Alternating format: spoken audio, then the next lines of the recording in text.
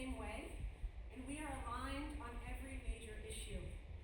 But we had different degrees of faith in our candidate and in the American people. Given the boiling cauldron of emotion that has been the past 2.5 weeks, for so many of us, that small difference was enough to break trust between us. Not irreparably, but painfully. We got through it. We have over 35 years of marbles in our shared jar, but we lost some that day. And it was my fault. I apologized, she forgave me, and we added marbles back, but I probably have a couple more to earn. Looking back on the whole thing, I can see now that my personal trust jar was so empty in the aftermath of the election that I interpreted a message sent by this longtime beloved friend of mine through my own lens of mistrust. Because of our different predictions of how things might turn out, I didn't trust her with the rawness of my disappointment or my feelings of despair. Instead, I deflected to anger, added more pain to the boiling cauldron of emotion, broke trust with my dear friend, and damaged my own self-trust in the process, because I don't want to lash out at those I love, especially when we're hurting. I want to be able to share the heartbreak and hold each other through it, knowing that no matter how broken we feel or how bad things get, there is something larger, something that is trustworthy, holding us. UU minister and theologian Dr. Rebecca Parker writes, "Even when our hearts are broken by our own failure or the failure of others cutting into our lives, even when we have done all we can and life is still broken, there is a universal love that has never broken faith with us and never will." When I feel broken, afraid, angry, or despairing, when I have lost trust in myself, in others, in institutions, or even in life itself, this is the faith that brings me back to my center. This is the faith that reminds me that there is always something in which I can place my trust, that reminds me I'm never really alone. Our theme for this month has been repair. I struggled with this theme in the aftermath of the election because we can't jump to repair when a storm is just ramping up. There will be a lot of repair needed during and after the storm, but before it lands, we need to prepare, right? Prepare, not repair. Prepare for things to get worse before they get better. Prepare to protect those who are most vulnerable. Prepare to defend our values and the things we hold sacred. So I had to reframe the theme for myself, asking, what do we need to repair so we can prepare for the coming storm?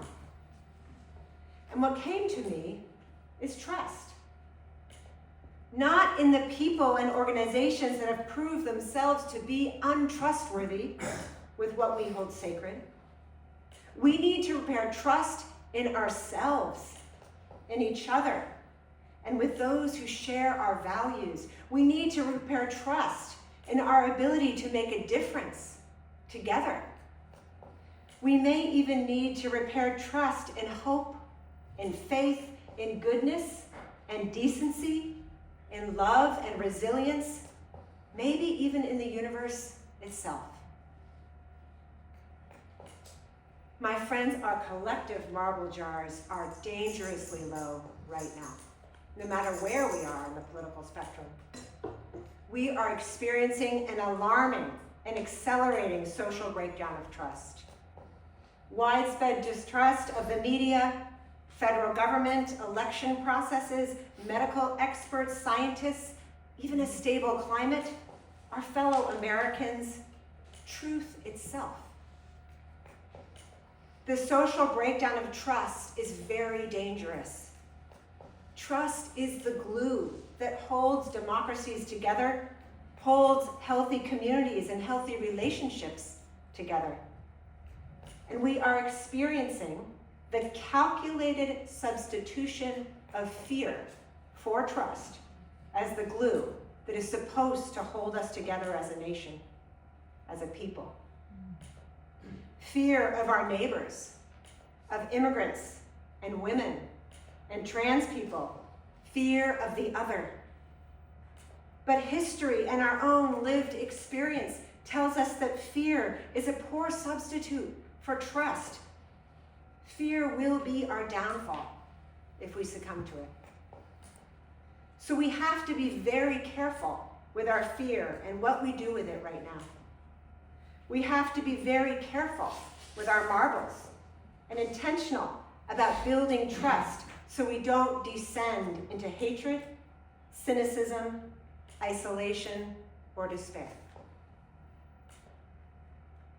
Because we are small, and the forces that are so antithetical to our UU values have just gained tremendous power, we will be tempted to act small in the coming storm, to hunker down, to close ourselves off in whatever ways we can from the latest outrage, from the chaos, gaslighting, and pain, or the risk of being targeted ourselves.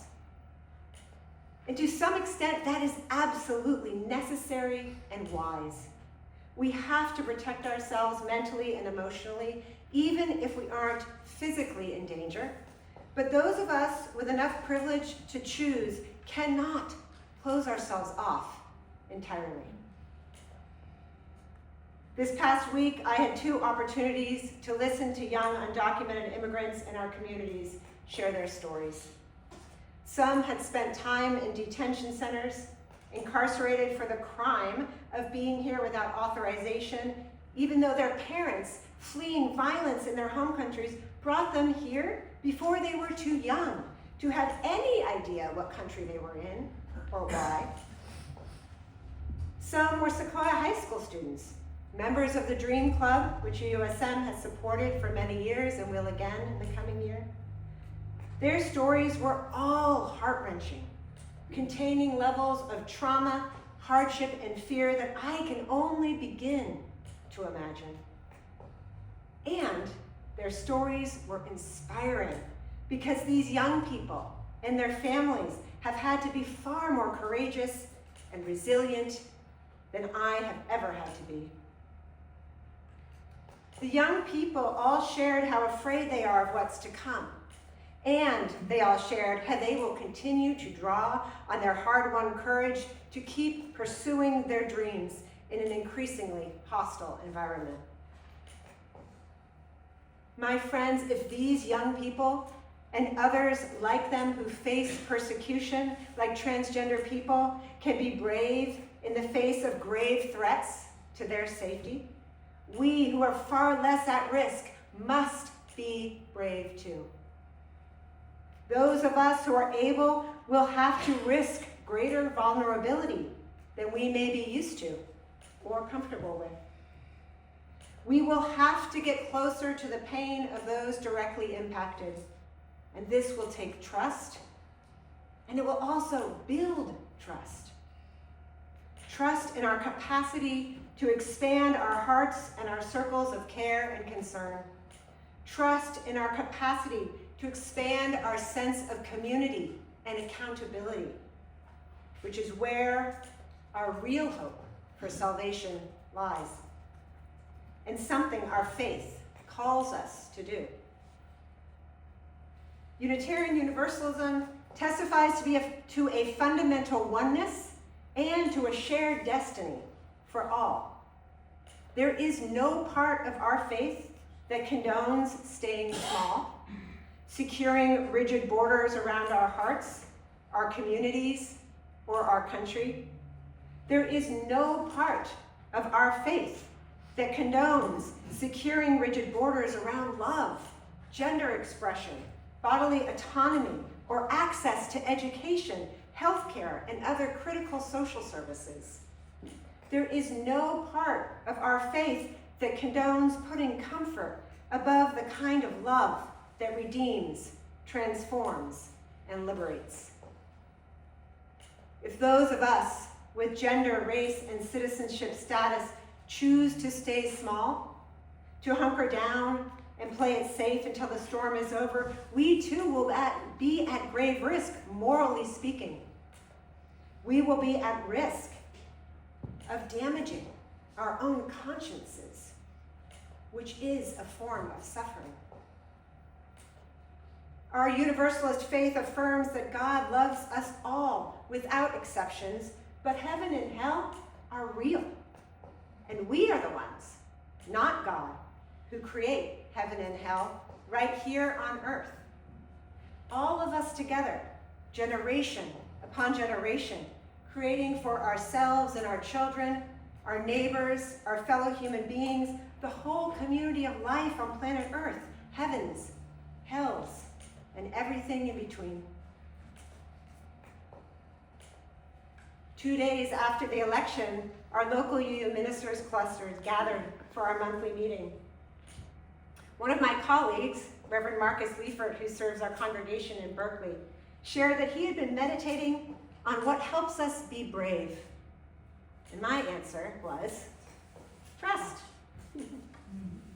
You're with me. So how do we do it? How do we add marbles to our jars so we can be brave in the storm? Brene Brown, the one who gave us the marble jar metaphor, created a helpful acronym for the components of trust. And she spells it conveniently, braving. She calls what the acronym stands for the anatomy of trust. It's a useful tool for thinking about trust, how we make it and break it, and how we can repair it, one marble at a time. The description of how we build trust and shared ministry that Diane shared from the search team actually matches quite well this anatomy of trust. B is for boundaries. Identifying, holding, and respecting boundaries is key to building trust. This community, UUSM, is experiencing how things go south when leaders aren't able to maintain good boundaries. The mistrust that results can have lasting impacts on the congregational system, something we have been working on during this time of transition. As a new minister, I'm learning how hard it can be to hold boundaries in this work and how absolutely critical they are for sustainable, healthy ministry. Whether it's in our families or workplaces, here at UUSM or out in the wider community, boundaries build trust.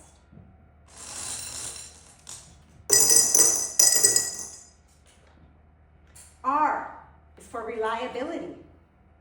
Reliability means that we do what we say we'll do consistently. We don't have to be perfect. We all need to back out of things we've committed to occasionally.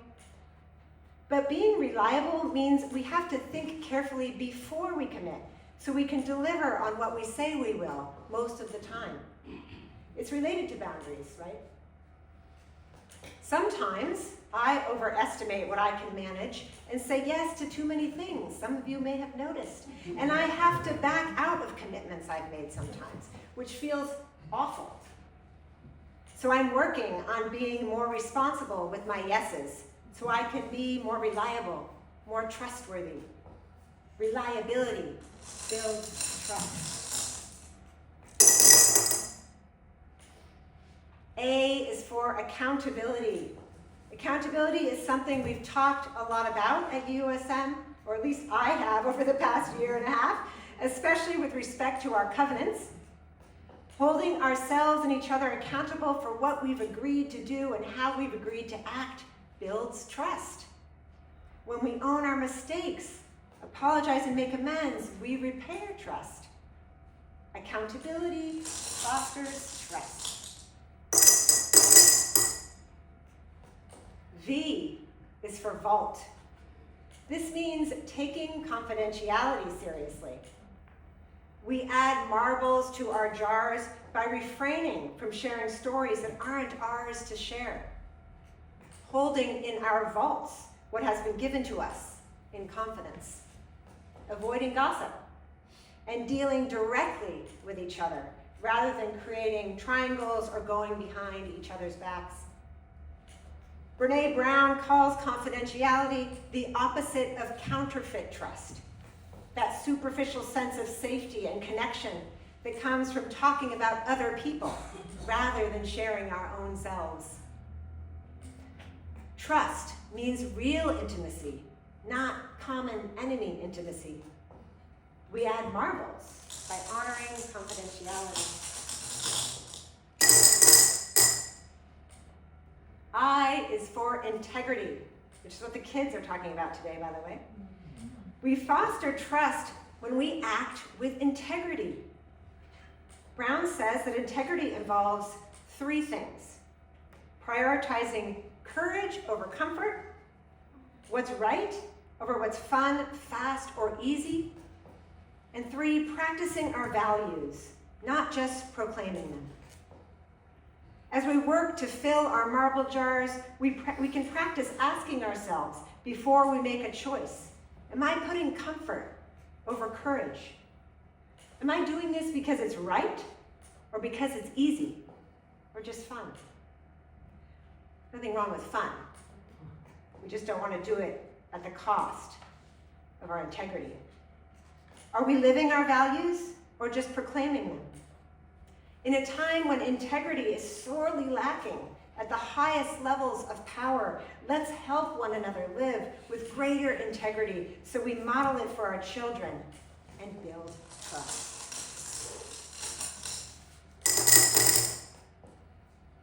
N is for non-judgment. Some of you said some of these things when we did our call out.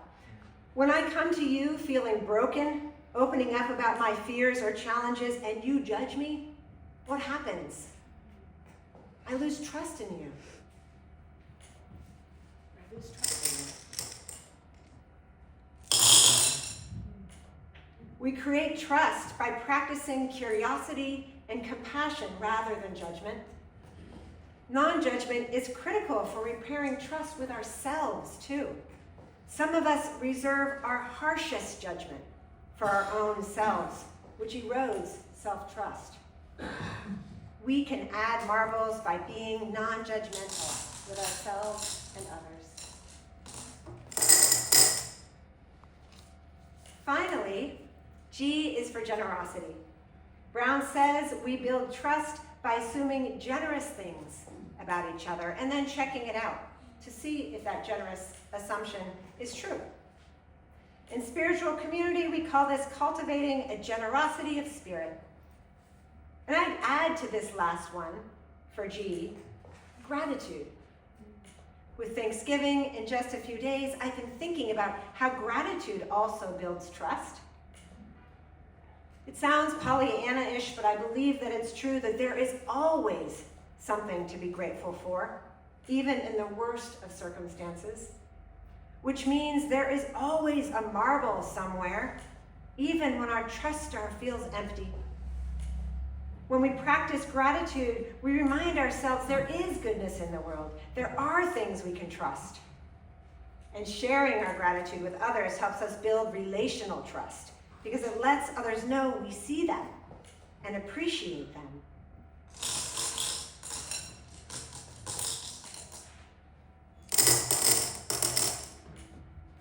A full jar. We're ready. That last one that I added on, gratitude, brings me right back to faith, where I'll end.